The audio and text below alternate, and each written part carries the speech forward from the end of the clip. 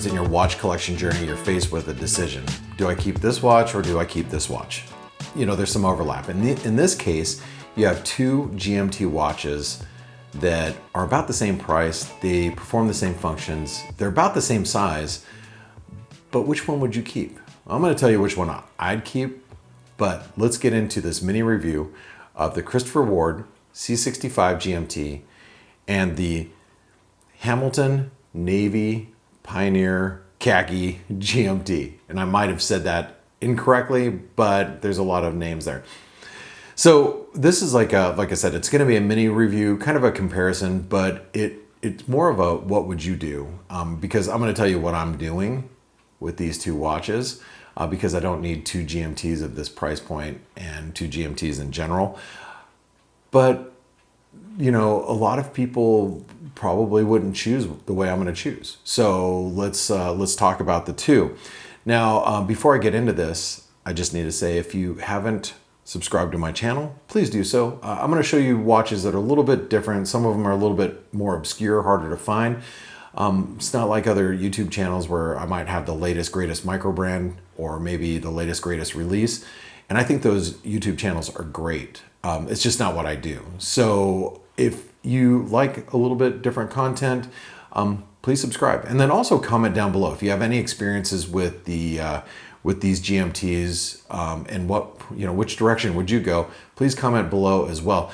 You know, a lot of people say it helps grow their channel. It really does. YouTube looks at the comments and how much interaction you have. So a thumbs up or a like on the video and a comment can go a long way for a YouTuber, especially somebody like myself is just trying to grow my channel and share my experiences along the lines with you. So please do that. I'd appreciate it. Okay, so we're going to start off with this mini review. We're going to go with the Christopher Ward first.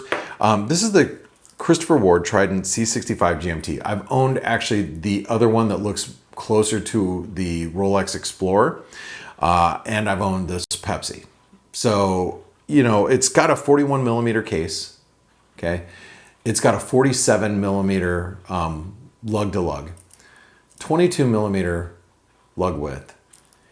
It's only a little over 12 millimeters thick, and that's with this really beautiful, it's almost a top hat sapphire crystal, but that crystal, you can see the distortions here. It is beautiful. I mean, that's probably one of my favorite features of the watch.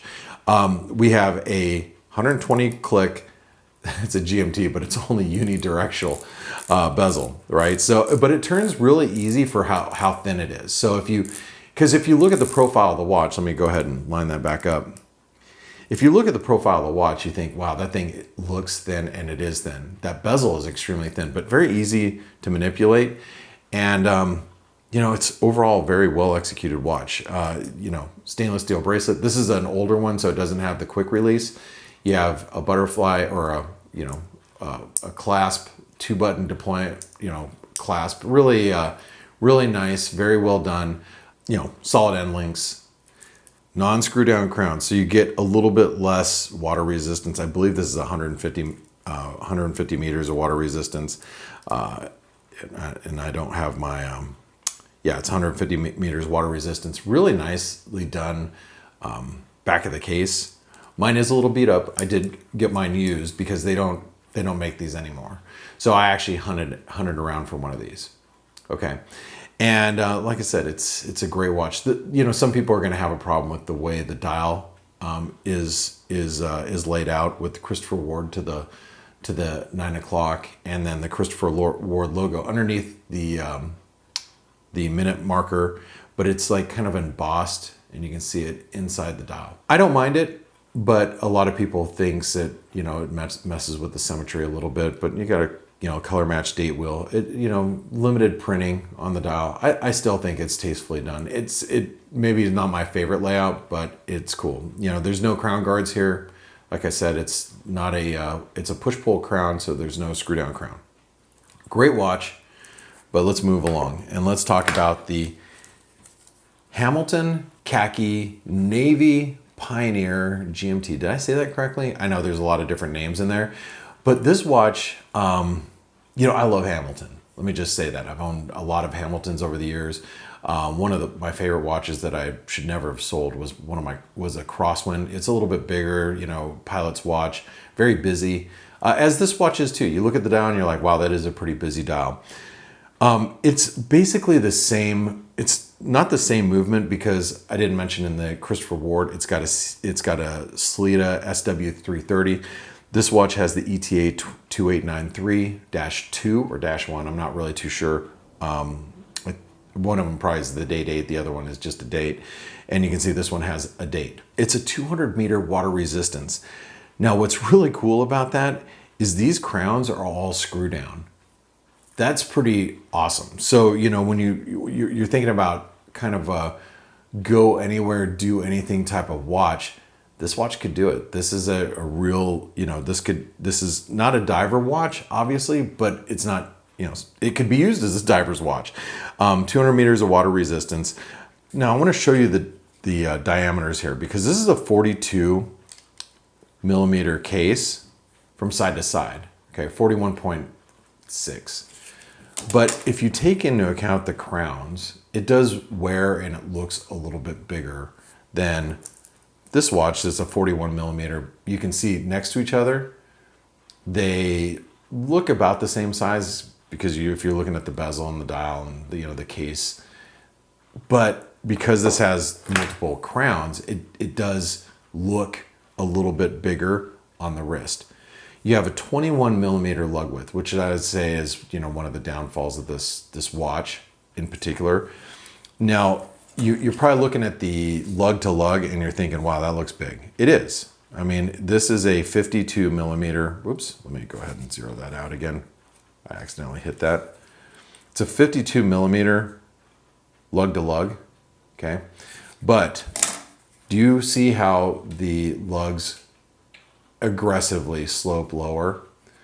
It doesn't wear like a 52 millimeter. Just imagine it like a 49 or 49, maybe 50 millimeter, but the way it curves down on these lugs can fit, I would say, a much smaller wrist than the one that I have, which is a 7¼ inch wrist. Okay. Now, if you look at the case back, it is a, you know, display case back, which is pretty. You know, it shows off the movement for those of you that like that. But for 200 meters of water resistance, pretty cool. Now, the thinness of this watch is also just over 12 millimeters, which, you know, again, you start looking at these two watches side by side and you know they're both 12 millimeter thick. You can see they're both very, very thin watches. Okay. Now I want to show you a little bit about this this Hamilton Khaki Navy GMT. You have an inner rotating bezel. I always forget which is the bezel movement here. Let's see. I think it's the lower one, if I'm not mistaken. Yes, the lower one. You see how you can rotate that inner rotating bezel.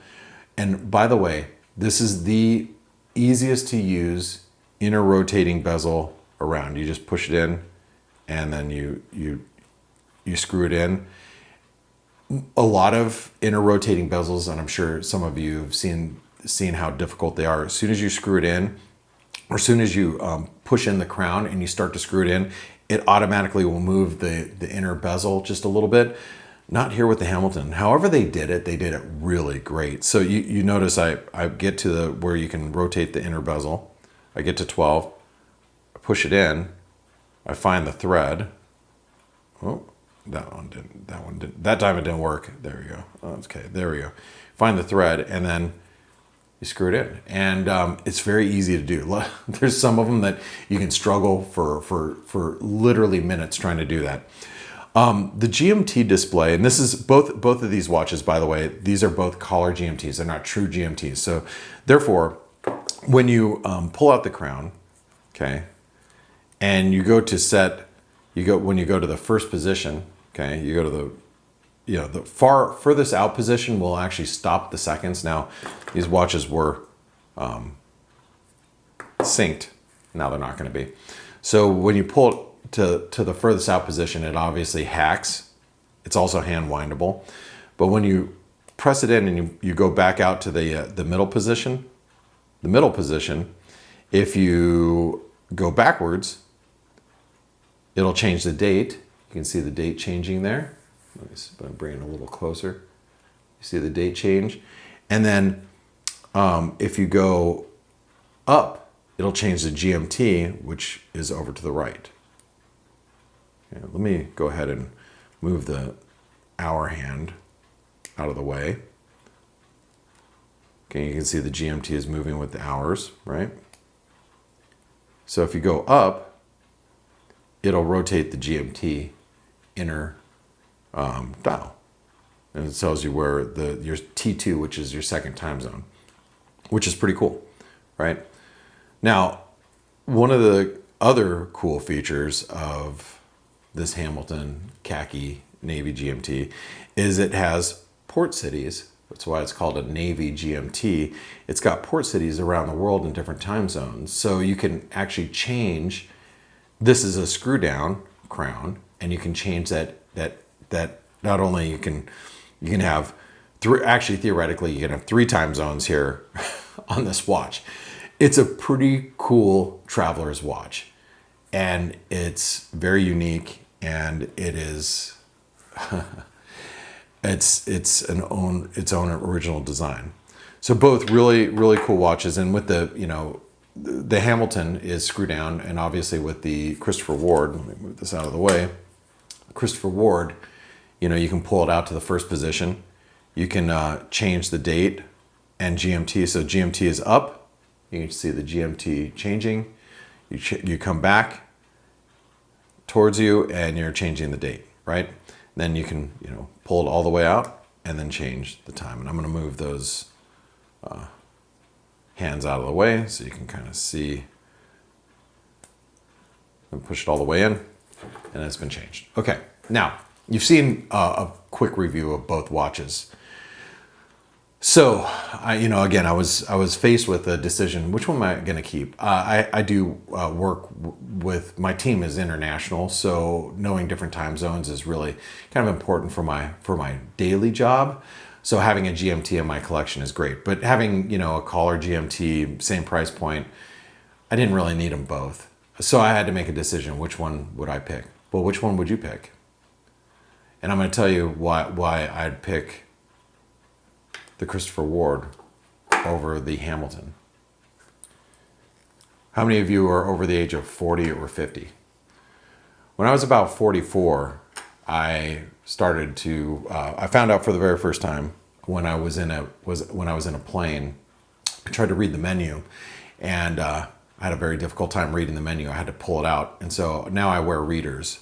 And so my vision from where I'm at, from right in front of my face to a few feet out is blurry unless I have readers. So when I'm looking at 2 GMTs, it's very easy for me to recognize the GMT hand on the Christopher Ward, where on the Hamilton, the GMT reading, the T2 is over to the left, and it's a little small. And then obviously trying to read the cities is impossible. But I love the fact of the features that this Hamilton have. It's got syringe hands, which make it so legible and so easy to read the time with the syringe hands. Very precise. And it's got all the features you'd want if I was 10 or 15 years younger. But at my age, I look at, now that I'm over the age of 50, I look at this, this GMT, the Christopher Ward, and it's much easier for me to quickly look down at my wrist and keep it. But I will tell you right now, both of them offer great value for money, wonderful watches. They are very well built. They're 2 totally different watches. One's a little bit, classier, maybe a homage. The Hamilton is on its own, and it does its own thing, and which makes it that much cooler just, as a watch.